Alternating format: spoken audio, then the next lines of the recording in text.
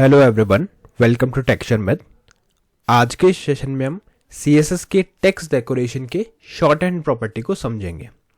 ठीक है, अब तक जो भी हमने टेक्स्ट डेकोरेशन से रिलेटेड प्रॉपर्टीज देखी है, उन सभी प्रॉपर्टीज को सिर्फ हम एक वन गो में किसी भी प्रोजेक्ट के लिए यूज कर सकते हैं।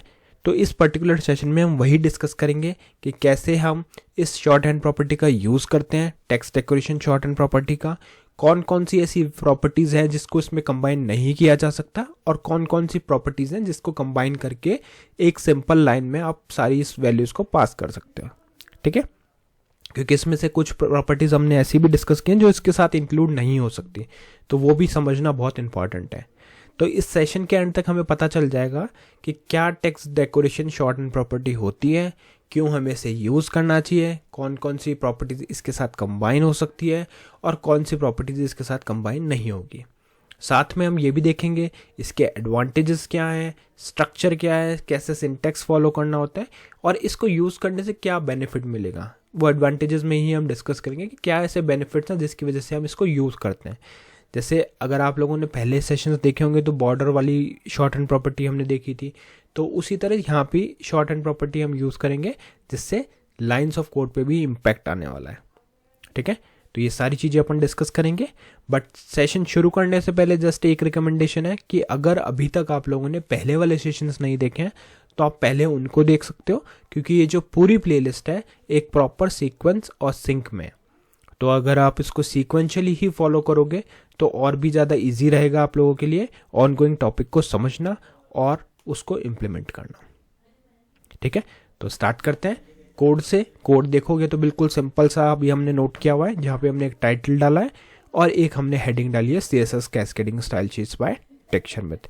इसको करेंगे सेव, वेब ब्राउजर को रिफ्रेश, तो यहाँ पे आपको आउटपुट दिखेगा CSS cascading style sheets by texture math. अब नेक्स्ट हमें क्या करना है, नेक्स्ट हमारे को यहाँ पे एक हेडिंग पुट करनी है। उस हेडिंग में हम हमारा आज का जो भी मेन टॉपिक है उसको वहां पे पुट करेंगे, जो है text decoration short hand property. ये हमारा आज का मेन टॉपिक है, text decoration short hand property. तो इसका आउटपुट आपको यहाँ पे दिख रहा है। अब इस चीज को डेमोन्स्ट्रेट करने के लिए हम क्या करेंगे, एक पैराग्राफ बनाएंगे। उस पैराग्राफ पे पहले जो नॉर्मल अप्रोच है उसके थ्रू हम ये सारी प्रॉपर्टीज अप्लाई करेंगे। फिर मैं आपको दिखाऊंगा शॉर्ट हैंड का बेनिफिट, कि एक शॉर्ट हैंड को इंक्लूड करके आप कैसे बहुत सारी प्रॉपर्टीज को एक साथ इंप्लीमेंट कर सकते हो। तो उसके लिए यहाँ पे पैराग्राफ ऐड करेंगे। इस पैराग्राफ में हम कुछ टेक्स्ट लिख देते हैं, जैसे मैंने अभी यहाँ पे लिखा या फिर आप कोई भी टेक्स्ट लिख सकते हो, जैसे चाहो तो यही कॉपी कर लेते हैं हम यहाँ से। टेक्स्ट डेकोरेशन प्रॉपर्टी यहाँ पे हमने कॉपी किया, text decoration short and property bye texture में, तो ये अपने यहाँ पे एक टेक्स्ट लिख दिया। ठीक है, इसको करेंगे सेव, वेब ब्राउजर को रिफ्रेश, तो कुछ इस तरह से हमारे को यहाँ पे ये पैराग्राफ दिख रहा है। अब हम क्या करेंगे, इस पैराग्राफ पे कुछ बेसिक CSS प्रॉपर्टी अप्लाई करेंगे। वो कैसे होगा, CSS के थ्रू। तो उसके लिए एक ID हमें चाहिए, तो यहाँ पे एक ID एसोसिएट कर देते हैं। और ध्यान रहे ये ID जो है वो केस सेंसिटिव है, तो जो भी चीज़ आप यहाँ पे लिखोगे वो सेम केस में होना चाहिए। फॉर एग्जाम्पल अगर मैंने यहाँ पैरा 1 दिया है, तो जब भी मैं इसको एक्सेस करूंगा तो वहाँ पे पैरा 1 में कैपिटल P होना चाहिए, अदरवाइज ये वर्क नहीं करेगा।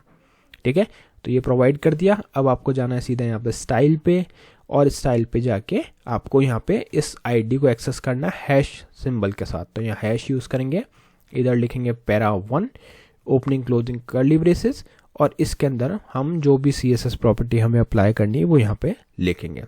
फॉर एग्जाम्पल अगर मुझे इसका फ़ॉन्ट साइज इंक्रीज करना है तो यहाँ पे मैं लिखूंगा फ़ॉन्ट साइज और इधर लिख देंगे 50 पिक्सल। ठीक है, फिर हम यहाँ पे अप्लाई करेंगे कलर। कलर के केस में मैंने यहाँ पे फॉर एग्जांपल दिया ब्राउन कलर। तो सेव करने के बाद में अगर आप देखोगे तो यहाँ पे हमारा जो टेक्स्ट है ब्राउन कलर में शो हो गया 50 पिक्सल फ़ॉन्ट साइज के साथ। ठीक है, अब हम वन बाय वन इस पर कुछ प्रॉपर्टीज अप्लाई करेंगे। तो फॉर एग्जाम्पल मुझे कौन सी प्रॉपर्टी अप्लाई करनी है, पहले मैं आपको नॉर्मल जो अप्रोच है जो अब तक हमने सीखी उसको यूज़ करके दिखाऊंगा, फिर हम उसको शॉर्ट हैंड प्रॉपर्टी के साथ यूज़ करेंगे। तो सबसे पहले तो मुझे इसमें इसका स्टाइल डिसाइड करना है कि मेरा जो भी शॉर्ट हैंड प्रॉपर्टी जो भी टेक्स्ट डेकोरेशन प्रॉपर्टी इसका स्टाइल क्या होगा। तो मैं यहाँ पे लिखूंगा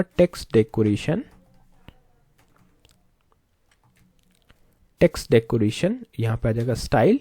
अब ये सारे स्टाइल्स होते हैं, कौन कौन से, डैश्ड होता है, डॉटेड, डबल, सॉलिड, नन। तो फॉर एग्जांपल मुझे यहाँ पे चाहिए इसका सॉलिड स्टाइल, ठीक है, तो यहाँ मैंने डाल दिया सॉलिड। अगर आप देखोगे तो यहाँ पे कुछ अभी आउटपुट में नहीं आ रहा, क्यों? क्योंकि अभी तक हमने इसकी लाइन डिसाइड नहीं की है कि कौन सी लाइन होगी, है ना। तो टेक्स्ट डेकोरेशन स्टाइल के बाद में हम जो चीज़ यहाँ पे स्पेसिफाई करेंगे वो उसकी लाइन कर देते हैं, या सेम ही ऑर्डर में रखता हूँ। देखो यहाँ पे मैं क्या करूँगा, इसको रखते हैं टाइप, स्टाइल हो गया। स्टाइल के बाद में हम इसका कलर डिफाइन कर लेते हैं, तो टेक्स्ट डेकोरेशन कलर, और यहाँ मैंने कलर दे दिया इसका ब्लू, ठीक है। फिर हमें देना है इसके लिए, इसका कलर हमने दे दिया। कलर के बाद में इसका चाहिए हमें लाइन, कि कैसी लाइन होगी, तो यहाँ लिखेंगे टेक्स्ट डेकोरेशन लाइन, और यहाँ पे जो भी लाइन आपको चाहिए, फॉर एग्जांपल मुझे अंडरलाइन चाहिए तो मैं अंडरलाइन सेलेक्ट कर लूँगा, ठीक है। फिर उसके बाद में हमारे को इसकी विड्थ भी सेट करनी है। जैसे अभी इसको सेव करके देखें तो कुछ इस तरह की लाइन आ रही है, बट मुझे हो सकता है थिकनेस भी इसकी चेंज करनी है, तो मैं यहाँ पे क्या लिखूँगा, टेक्स्ट डेकोरेशन थिकनेस, और थिकनेस के बाद में हम यहाँ पे लगा देंगे क्या, यहाँ पे हम लगा देंगे जो भी थिकनेस आपको देनी है, फॉर एग्जांपल 20 पिक्सल। सेव करा, रिफ्रेश किया, तो ये कुछ इस तरह से हमारा आउटपुट आ गया। तो अभी हमने क्या किया, ये सारी प्रॉपर्टीज इस पर अप्लाई की। अब एक चीज़ का ध्यान रहे, जो इसमें एक और प्रॉपर्टी होती है हमारे पास, टेक्स्ट डेकोरेशन स्किप इंक। ये प्रॉपर्टी शॉर्ट हैंड में आप कंबाइन नहीं कर सकते, ठीक है।